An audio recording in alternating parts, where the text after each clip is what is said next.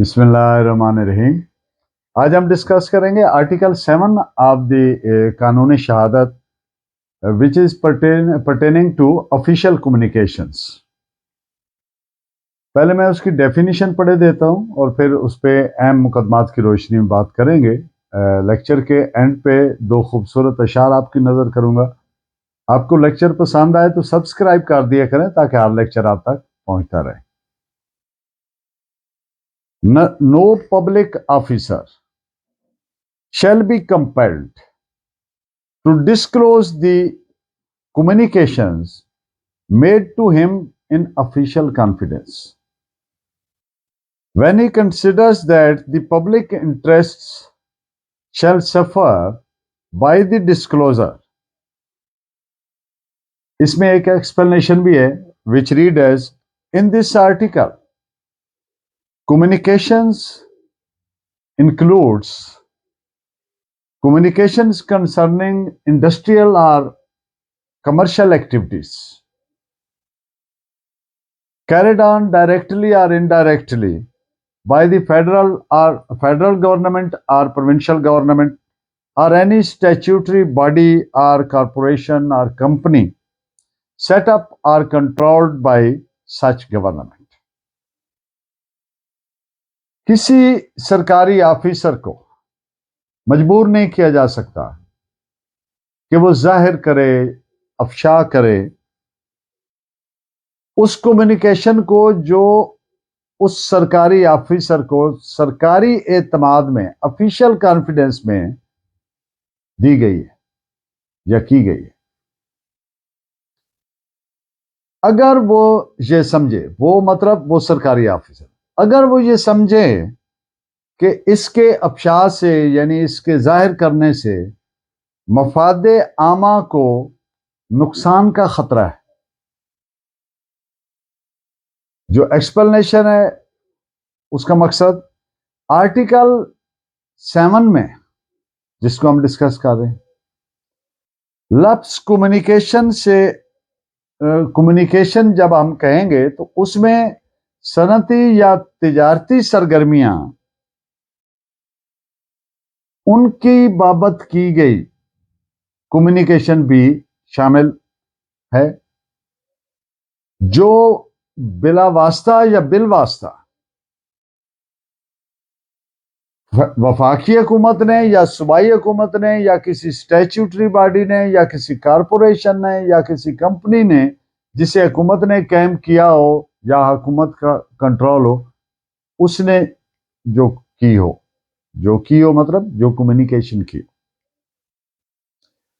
Article 7 सिर्फ ऐसी सूरत में मेकआउट होता है, लागू होता है, अप्लाई होता है जब सरकारी ऑफिसर सरकारी कम्युनिकेशन वाले डॉक्यूमेंट्स जब उस सरकारी अफसर को कहा जाए कि पेश करे तब ये लागू होगा।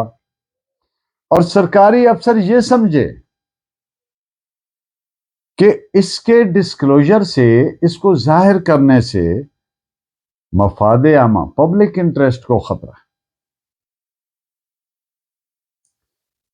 आर्टिकल 7 सिर्फ तब अमल में आएगा, ऑपरेटिव ये सिर्फ तब होगा जब सरकारी अफसर अदालत से प्रिविलेज क्लेम करेगा इस बाबत। ये अदालत की सवाबदीद पर मुनहसर है कि वो ये देखे कि आया इसके डिस्क्लोजर से, इसके जाहिर करने से मफाद आमा या कौमी मफाद के नुकसान का एहतमाल है या नहीं। ये अदालत ने डिसाइड करना है। सरकारी अफसरान की कॉन्फिडेंशियल रिपोर्ट्स वो डॉक्यूमेंट्स नहीं हैं कि जिन्हें अफेयर्स ऑफ द स्टेट तस्वर किया जा सके। अदालत अपनी सवाबदीद किसी डॉक्यूमेंट के पेश करने या न करने की बाबत सिर्फ तब एक्सरसाइज करेगी जब प्रिविलेज क्लेम की जाएगी। इन बातों पे बतौर रेफरेंस एक जजमेंट आप नोट फरमा लें, PLD 1954 बलोचिस्तान पेज 1। عدالت پر یہ لازم ہے کہ وہ انکوائر کرے اور اپنے آپ کو سیٹسفائی کرے کہ آیا کہ کمیونیکیشن گواہ کو سرکاری حیثیت میں ملی تھی یا نہیں. گواہ ممکن ہے آرٹیکل 7 کے پروویژن کو نہ سمجھتا ہو، تو ایسی صورت میں عدالت اسے اس بابت بتائے گی کہ اسے کمپیل نہیں کیا جا سکتا ڈسکلوز کرنے کے لیے اگر اس کے خیال میں اس کمیونیکیشن کے افشا سے مفاد عامہ کے نقصان کا احتمال ہے. ان پوائنٹس پہ ایک سپریم کورٹ کی ججمنٹ نوٹ فرمائیں. P L D 1958 supreme court page 333. Article 7 ذاتی مفاد پر قومی مفاد کو ترجیح دینے کے جو پرنسپل ہے، keeping in view its importance, کس کی امپورٹنس؟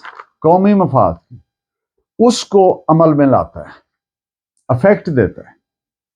یعنی قومی مفاد پر ذاتی مفاد کو قربان کیا جاتا ہے. اس پہ ایک ججمنٹ نوٹ فرمائیے. AIR 1953 Madras page 228. بغیر آبجیکشن کے ڈاکومنٹس لوور کورٹ میں پیش کر دیے گئے اور ان کے پریویلیج ڈاکومنٹ ہونے کی بابت کوئی پریویلیج کلیم نہ کیا گیا آرٹیکل 7 کے تحت، جنہیں ایویڈنس میں ایڈمٹ بھی نہیں کیا جانا چاہیے تھا،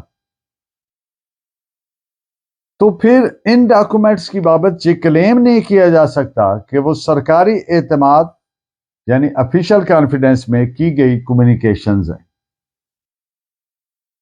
اس پہ آپ ایک ججمنٹ نوٹ فرمائیے. AIR 1923 Madras page 332. اور حسب وعدہ 2 اشعار. کار الفت میں غم دل سے ستائے ہوئے لوگ، کار الفت میں غم دل سے ستائے ہوئے لوگ، ہائے کیا ہو گئے فردوس سے آئے ہوئے لوگ. تو مذمت بھی نہیں کرتا خدایا میرے، توڑ دیتا ہے کوئی تیرے بنائے ہوئے لوگ. آپ کا بہت شکریہ. Please keep watching and guiding me by your valuable comments. اللہ نے کے بعد.